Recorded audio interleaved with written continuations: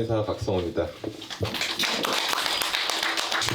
네, 오늘 이제 말씀드릴 내용은 간경화, 간암의 자연요법 위주로 내용을 가지고 주제를 하게 됐습니다. 저는 뭐 아시겠지만은 이제 한방재활의학과를 전공을 했는데요.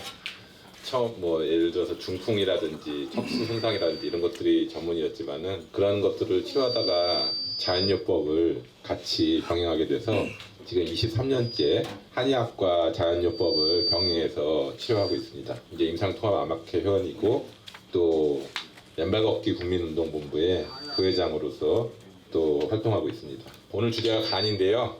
잘 아시겠지만은 이제 간은 2%의 그 크기를 가지고 있고 복부에서 가장 크지만은 이제 촉진은 되지 않는, 정상적일 때 촉진은 되지 않는 그런 그 모습을 가지고 있습니다. 그리고 그 인체의 화학 공장이고, 그래서 모든 우리 몸에 필요한 영양소들을 이렇게 합성해내고 대사를 굉장히 중요한 역할을 하는 그런 기관입니다. 그리고 콜레스테롤이라든지 포도당이라든지 이런 것들의 조절에도 관여하고 있고요. 그리고 가장 큰 작용인 이제 해독 기능, 면역 기능, 이외에도 이제 몇백 가지의 이렇게 작용이 있는데요. 저희가 이제 보려고 하는 이제 간경화, 간암의 특징을 보면은 이 간경화의 원인은 만성 B형 간염과 C형 간염이 이제 뭐 10년, 20년 돼서 간경화가 되고, 또 간경화가 10년, 20년 되면 간암으로 발전하는 그런 특징을 가지고 있습니다.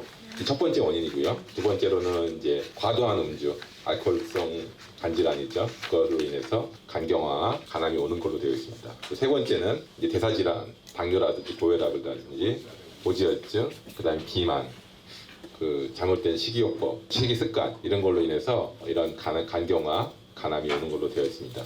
문제는 이제 많이 진행되어야지만 증상이 생기다는 것입니다. 뭐 황달이 온다든지 소화불량이 온다든지 복통이 온다든지 뭐가 만져지다든지 이렇게 오래 진행된 다음에야지 알기 때문에 치료할 때 굉장히 어려움을 가지고 있습니다. 그리고 이게 딱 간암만 딱 있는 게 아니라 주로 이제 이미 간이 많이 손상된 상태에서 암이 오기 때문에 또 치료하기가 어렵습니다.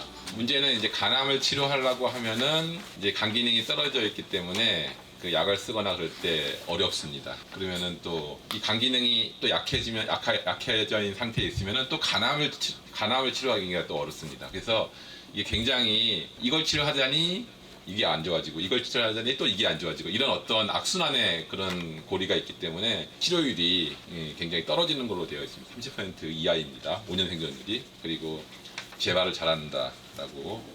그래서 이제 이 간경화의 그 치료의 관건은 간 기능을 어떻게 끌어올릴 것인가가 주 문제입니다. 그래서 저희 강의도 다 간 기능을 어떻게 끌어올릴까에 대해서 초점을 맞춰서 진행을 하겠습니다.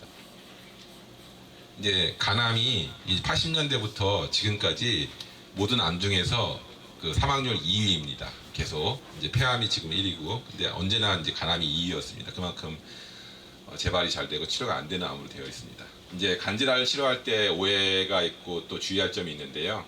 주로 이제 많은 오해가 이제 한약을 쓰면은 간이 안 좋아진다라는 그런 오해를 많이 합니다. 저 같은 경우는 제가 임상을 하면서 한약을 썼을 때 기억에 남는 환자분 3분이 있었습니다. 첫 번째는 한약을 썼는데 간 수치가 올라간 분이 있었습니다. 제가 20 몇 년 동안 임상을 했지만은 어떤 경우에는 구충제를 오래 먹고 있는 상황에서 한약을 드시는 경우가 있었습니다. 그 다음에 두 번째는 한약을 원래 드시고 있었는데 이제 잠깐 좀 어디가 아파가지고 진통소염제를 그냥 임의로 드신 경우, 이런 경우에 며칠밖에 안 드셨는데 간수치가 확 상승하는 경우가 있었습니다. 그 다음에 세 번째는 이제 한약을 써서 많이 좋아졌습니다. 다 좋아졌는데 그만 드셔야 되는데 조금 더 드시는 경우, 목표가 다 달성됐는데 그 목표를 지나쳐서 과하게 된 거죠. 그래서 간수치가 올라가는 경우가 있습니다. 그래서 세 경우가 저는 경험을 했고요. 그래서 한약도 약이기 때문에 분명히 오치하거나 잘못된 약제를 쓰게 된다면은 간수치를 올릴 수 있습니다. 하지만은 또 그렇다고 해서 이 간염이나 간경화, 간암에 한약을 쓸 수 없다, 이것은 아닙니다. 제가 이제 보여드릴 논문들이 있습니다. 이제 일본 같은 경우는 의사들이 약을 씁니다. 거기서는 한의사 제도가 없기 때문에 의사들이 한약을 써서 간질환을 치료한 그런 논문들이 이제 있습니다. 그 양약과 이제 병행했을 때, 그 다음에 양약이 간 손상을 일으키는 거, 또 한약이 간성을 일으킨 것을 이걸 비유해서 논문들이 나왔습니다. 한국에서도 이제 경희대병원이랑 이제 경원대병원에서 입원 환자들 대상으로 해서 그 장기간 한약을 복용했을 때 간 손상이 오는지 그런 이제 임상 논문을 냈습니다. 여기도 이제 대만에서 중의학에서 논문을 냈는데요. 이건 특별히 만성 비염 간염 환자에게서 이제 라미브닌이라는 양약을 같이 병행했을 때, 한약과 병행했을 때 어떠한 문제가 있었는지를 본 건데요. 이제 1037명, 굉장히 표본수가 많습니다. 그리고 기간도 7년.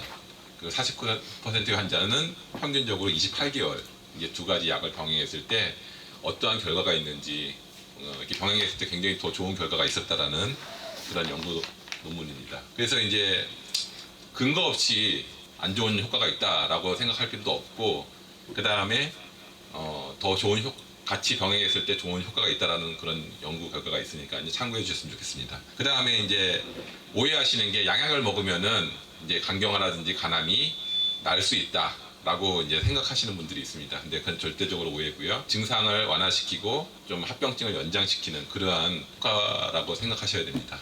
그 다음에 많이 좋아지시면은 이제 식이요법이라든지 이런 것들을 해서 열심히 해서 좋아지시면은 이게 음식을 더 뭐 예전에 기호식으로 했던 것들을 더 먹고 싶어하는 그런 분들이 있습니다. 그래서 예를 들어서 이제 동물성 지방들, 고기 같은 게 굉장히 사실은 간의 소화와 기능을 방해하는 해독 기능을 방해하는 그런 안 좋은 그런 영향을 미치는데 이거를 참지를 못하고 많이 좋아졌으니까 이렇게 한 번씩 두 번씩 이렇게 먹습니다. 근데 한 번 정도 먹는 거에 뭐 문제 없겠지라고 생각하는데 문제가 되는 경우들이 종종 있습니다. 저 같은 경우도 잘 치료했습니다. 간암 환자분이 전이까지 돼서 이제 저한테 치료받으신 분이 있었는데 3개월 정도 철저히 식이요법을 하시고 그 전이가 없어지고 이제 원래 있었던 간암 상태만 있었던 그런 분이 있었는데, 이분이 이제 고기를 굉장히 좋아하시는 분이었어요. 원래 술도 많이 잘 즐겨 하시고.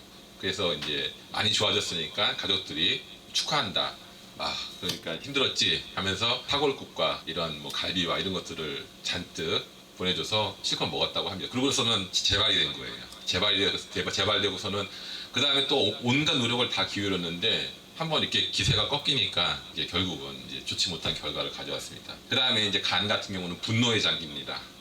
화와 이런 것들이 굉장히 치료할 때 조심히 이제 해야 되고, 인간관계로부터 오는 스트레스, 그리고 이제 굉장히 이제 즐겁게 살아야 되니까 어떻게든. 그 다음에 또 육체적으로 정신적으로 과로를 하면 안 되고 충분히 쉬고 충분히 자야 됩니다. 그리고 가장 또 중요한 게 가족들의 사랑과 정성이 또 이 간질환에 있어서 굉장히 중요한 요소입니다. 이 자연요법의 원칙은 이제 아주 크게 세 가지로 이제 잡아봤습니다. 현미, 오곡, 잡곡밥과 채식을 이제 일단은 식생활로 하셔야 되고요. 두 번째는 밀순, 생즙, 그 다음에 단식까지. 그 다음에 세 번째는 운동으로는 전 맨발 걷기를 많이 추천합니다. 이제 식이요법 할 때 주의사항은요, 현미, 오곡, 잡곡밥을 이제 꼭꼭 씹어야 됩니다.